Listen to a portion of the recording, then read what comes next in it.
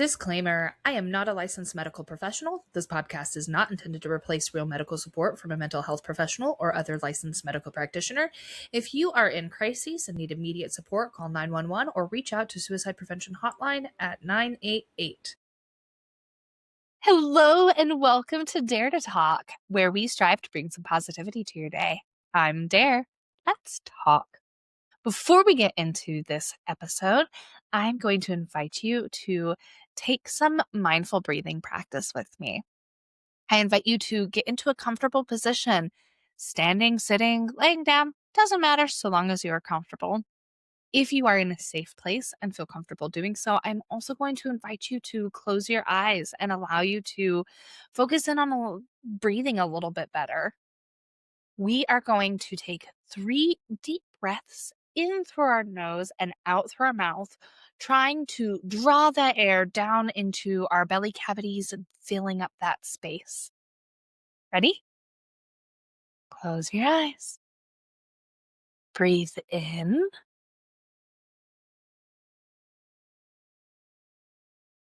and out.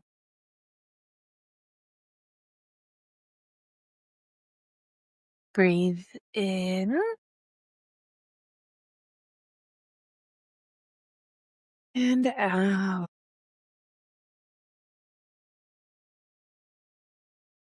Breathe in and out.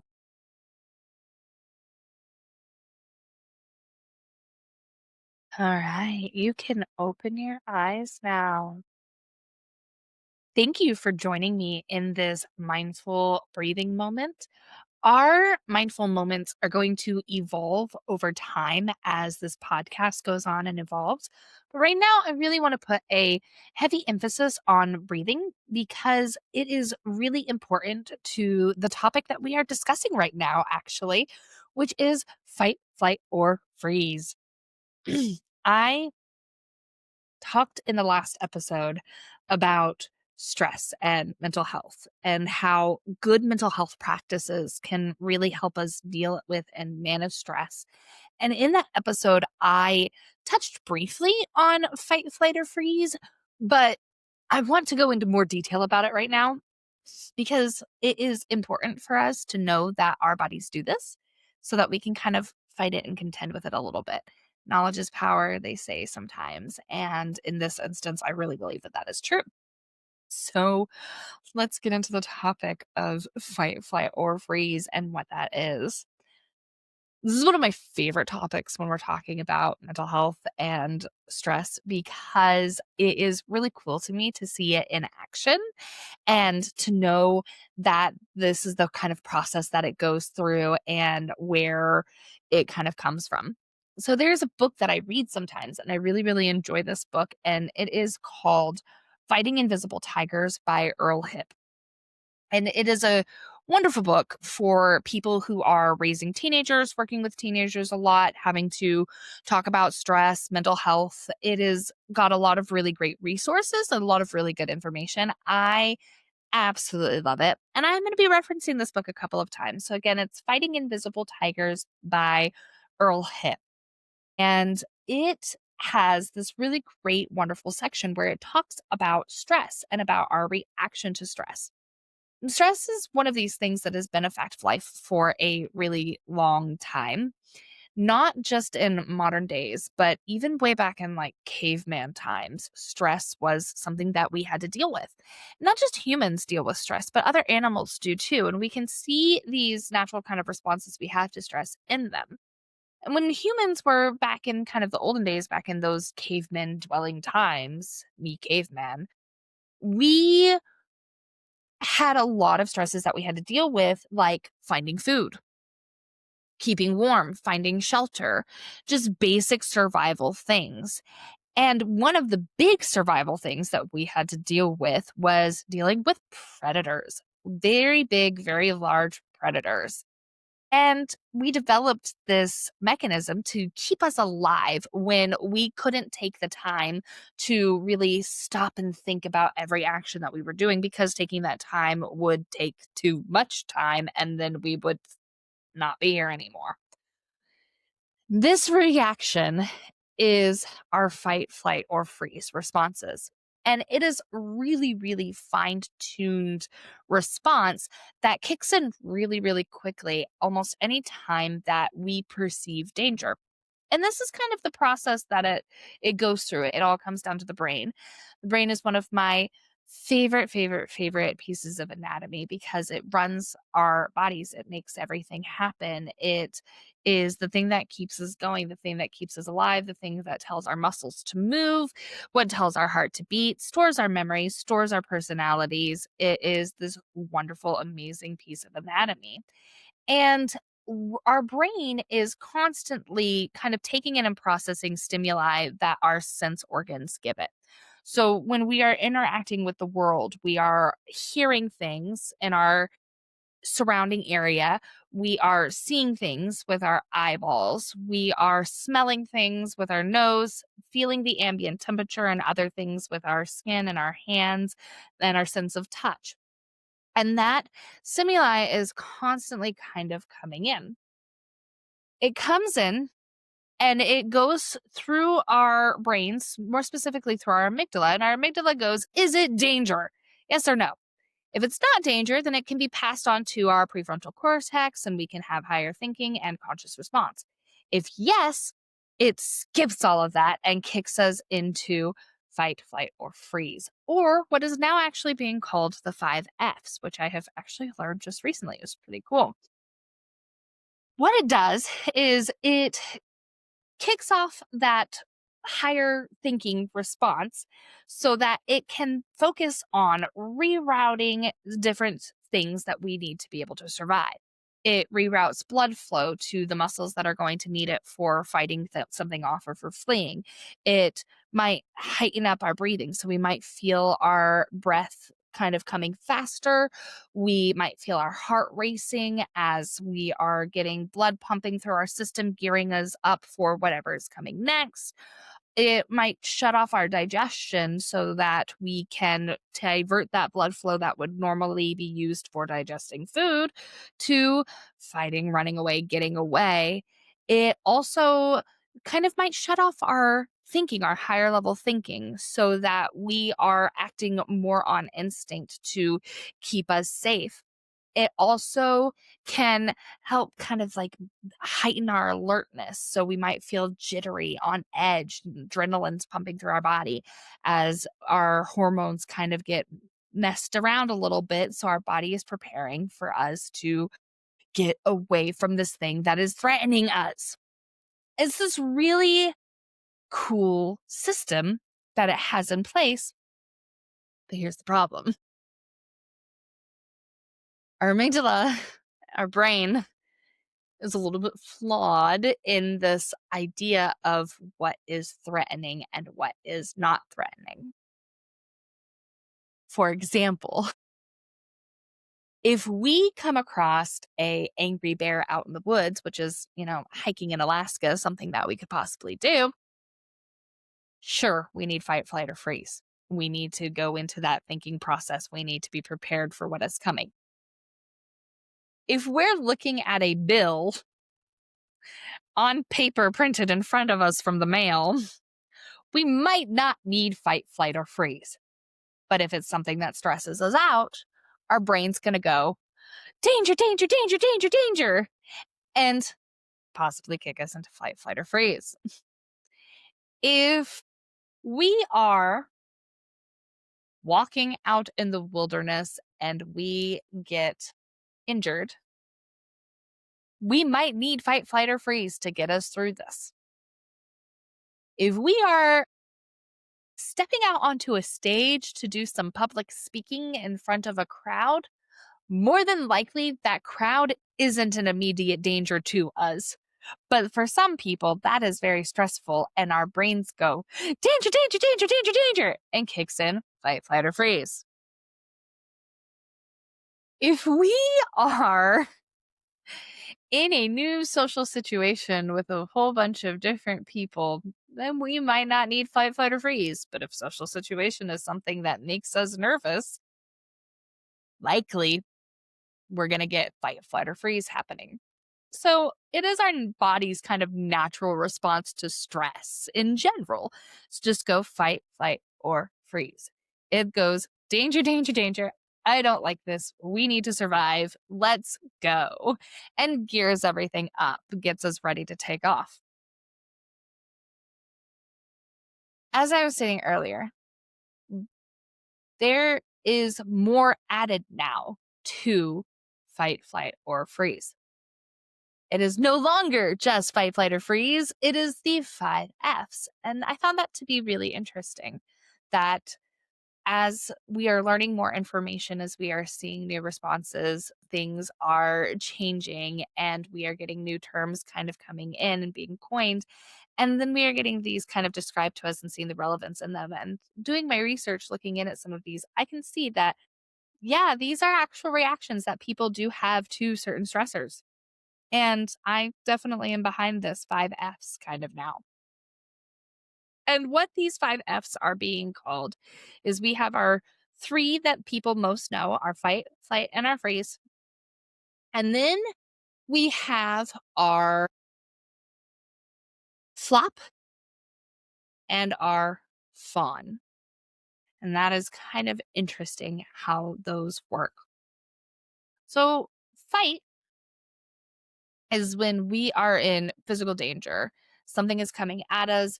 We are needing to get away. We are going to be combative and get rid of this. We're going to do it usually physically.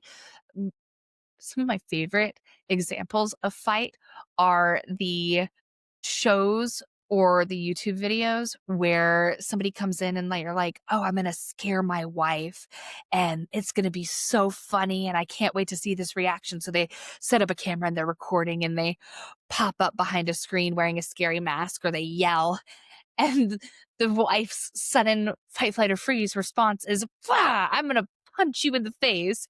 And they end up getting punched or kicked or something ends up getting broken. That is fight.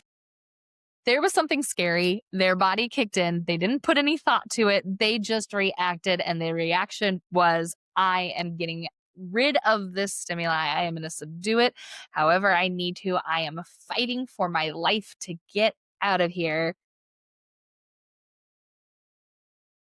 Freeze is when we are in a situation and we get so overwhelmed and scared that we just freeze up. We just stop moving. We stop thinking. We stop moving forward and just freeze. And I think of it a lot in terms of like the bunny rabbit who is hopping around and all of a sudden there's a fox in the area. First thing that the rabbit's going to do is very likely freeze, go completely still, hope that it doesn't get seen, and hope that the danger goes away. It's going to freeze. I see this a lot when it comes to like test anxiety too. So people who have test anxiety, they come in, they have studied, they've tried really, really hard to do this. They get the test put in front of them, and then all of a sudden they're just frozen. And they might fiddle a little bit, they might move a little bit, but the higher thinking that they need to recall information that they studied for, that's out the window. It's gone. And so they might freeze up and end up leaving the test not having written anything. Or you can see it whenever I was talking about people trying to get up on stage. They get up on stage, go to publicly speak, and they're just completely immobile, big wide eyes, nothing's coming out. Everything they were going to say goes out the brain, and they just have nothing there. And that's freeze. And then there's flight. There's running away, getting out of there. One of my favorite examples of this, I see it in YouTube sometimes as well, is people responding to calls in scary places like the cemetery or in the woods, and they hear a scary noise like a scream or shout or some other kind of unrecognizable sound.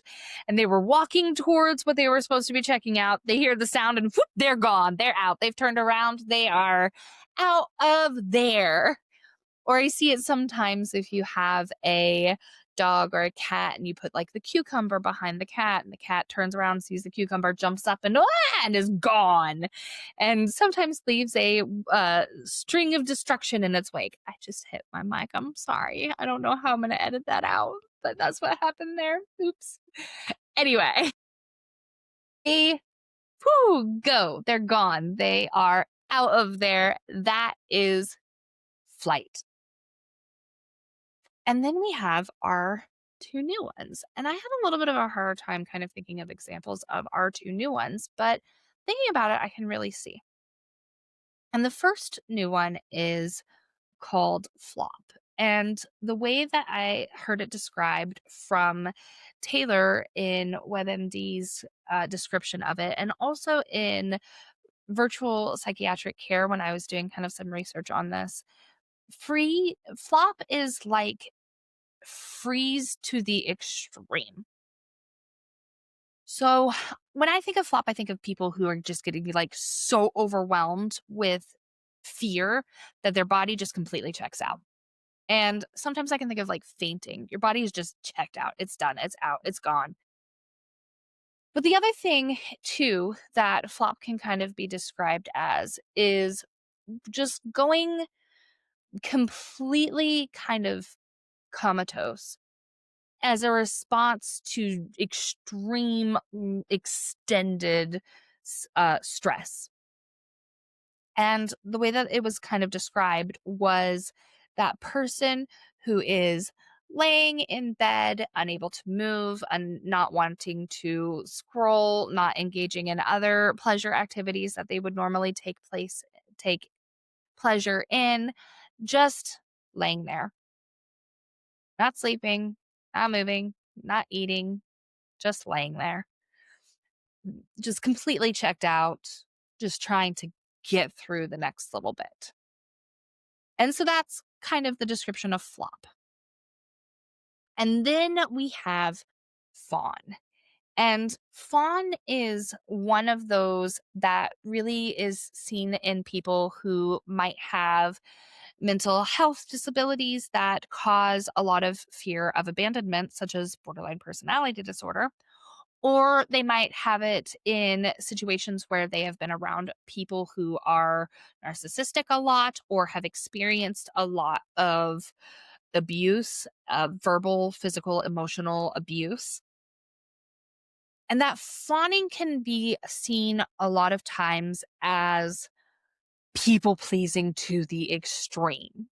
It is appeasing the person or the thing that they are afraid of so that they are not in physical danger or that they are not in emotional danger or other danger. It is trying to make sure that the person is soothed, to smooth over the situation, to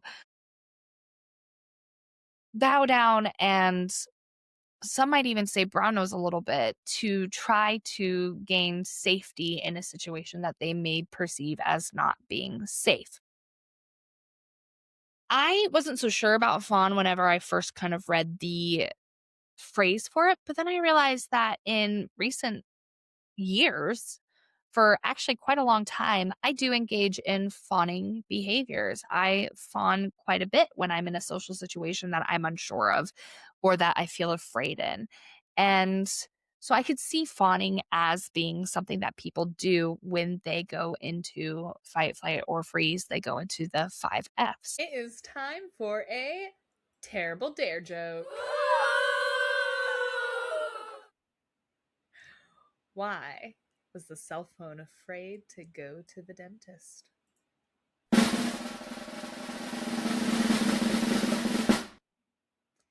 Because he didn't want his Bluetooth removed. Eh? Eh? No. Okay. Thank you for joining me for this episode's Terrible Dare joke. If you have jokes that you want to have considered on these episodes, put them in the comments or send me an email at dare, the number 2, talk That is dare2talk@gmail.com. It'll be listed in the comments. Join me next week for a terrible dare joke.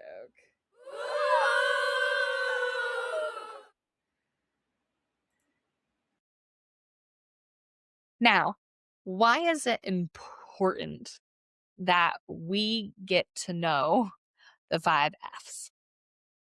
I stated this earlier.